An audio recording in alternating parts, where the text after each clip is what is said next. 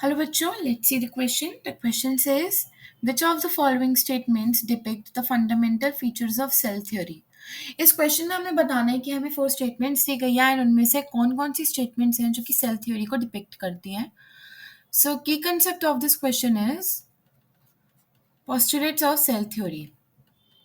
Postulates of cell theory. तो अब हम देखेंगे सेल थ्योरी में एक्चुअली पोस्टुलेट्स कौन कौन से थे. तो सबसे पहले तो जिसने सेल थ्योरी दी थी उनके बारे में देख लेते हैं. तो cell theory was given by Schleiden and Schwann. इन्होंने सेल थ्योरी दी थी एंड इन्होंने 2 पोस्टुलेट्स कंक्लूड करे थे, जिसमें से पहला है all living organisms are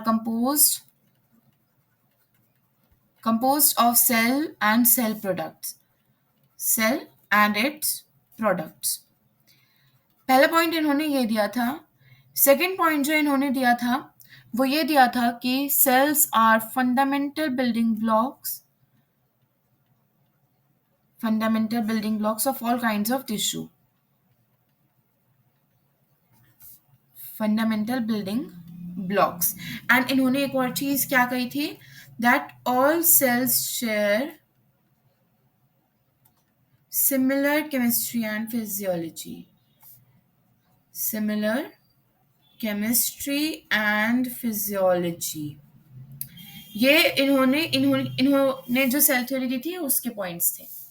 अब नेक्स्ट जो आए थे वो थे रुडोल्फ वर्चो ने मॉडर्न सेल थ्योरी दी थी.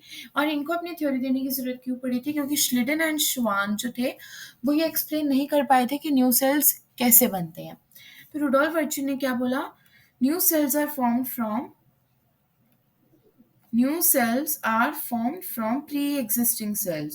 कैसे बनते हैं न्यू सेल्स, pre-existing सेल से न्यू सेल्स बनते हैं. अब हम देखते हैं कि इनमें से जो स्टेटमेंट्स है वो कौन कौन से करेक्ट हैं. All cells share similar chemistry and physiology, correct. All living organisms are composed of cells and their products, this is also correct. अब ये देखिए, ये डिफरेंट पॉइंट है. Let's see. Each cell is made up of small mass of protoplasm containing a nucleus inside and a plasma membrane with or without a cell wall outside. तो अगर आपको याद हो तो श्वान ने क्या कहा था कि सेल वॉल जो है, it is a characteristic feature of plant cells only.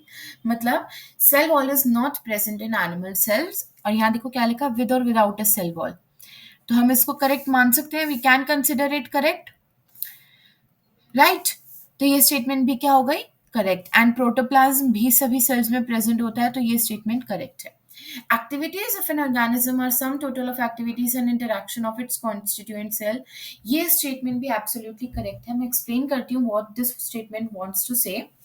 तो इसमें ये लिखा है कि ऑर्गेनिज्म में जितने भी सेल है, एक ऑर्गेनिज्म में जितने भी वेरियस टाइप ऑफ सेल्स हैं, उन सब की सम टोटल को, उन एक्टिविटीज के सम टोटल ही एक ऑर्गेनिज्म का टोटल मेटाबॉलिज्म बताता है.